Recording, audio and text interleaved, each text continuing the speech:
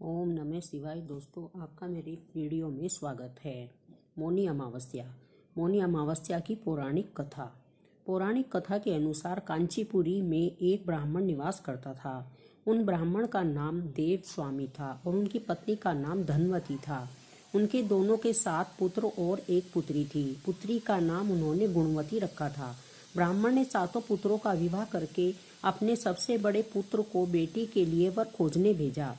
उस समय एक पंडित ने पुत्री गुणवती की जन्म कुंडली देखकर बताया कि सप्तपदी होते होते यह कन्या विधवा हो जाएगी। यह सुन ब्राह्मण ने पंडित से पूछा कि पुत्री के इस वैधव्य दोष का निवारण कैसे होगा, जिस पर पंडित ने बताया कि सोमा का पूजन करने से वैधव्य दोष दूर होगा। पंडित ने सोमा के बारे में बताया कि वह एक धोबिन है। उनका निवास स्थान सिंघल द्वीप है। उन्हें पहले प्रसन्न करो और गुणवती के विवाह से पूर्व उन्हें यहाँ बुला लाओ।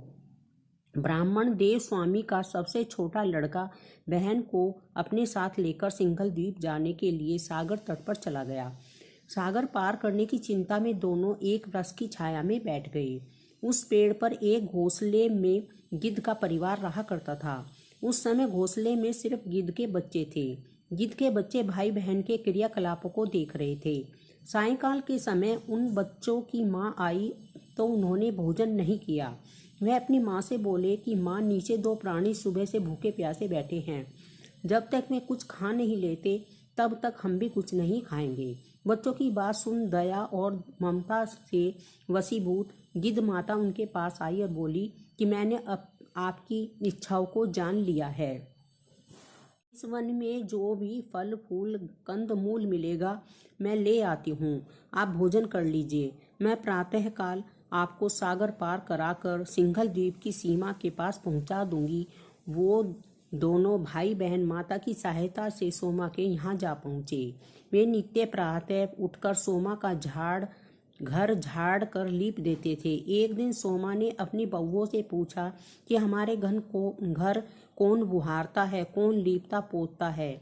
सास के पूछे जाने पर बहुओं ने कहा कि हमारे सिवा और कौन बाहर से इस काम को करने आएगा, लेकिन सोमा को उनकी बातों पर विश्वास नहीं हुआ। एक दिन इस रहस्य को जानने के लिए वे सारी रात जागी और सब कुछ प्रत्यक्ष देख जान गई। इस दौरान सोमा का उन भाई बहन से वार्तालाप हुआ। भाई ने सोमा को बहन संबंधी सारी बात बता दी। सोमा ने दोनों भाई बहनों की श्रम साधना और सेवा से प्रसन्न होकर उचित समय पर उनके घर पहुंचने का वचन देकर कन्या के वैधव्य दोष निवारण का आश्वासन दे दिया। मगर भाई ने उससे अपने साथ चलने का आग्रह किया। आग्रह करने पर सोमा उनके साथ चल दी। चलते समय सोमा ने बहुओं से कहा कि मेरी अनुपस्थिति में यदि किसी का देहांत हो जाए तो उनके शरीर को नष्ट मत करना, मेरा इंतजार करना। इसके बाद सोमा उन दोनों भाई बहन के साथ कांचीपुरी पहुंच गई, जिसके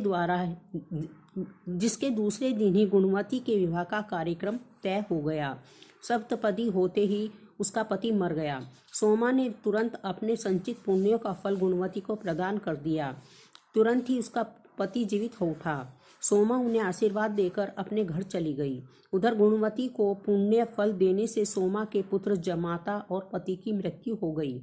सोमा ने पुण्य फल संचित करने के लिए मार्ग में पीपल वृक्ष की छाया में श्री हरि विष्णु का पूजन किया और 108 परिक्रमाएं लगाईं, जिसके पूर्ण होने पर उसके परिवार के मृतक जन जीवित हो उठे।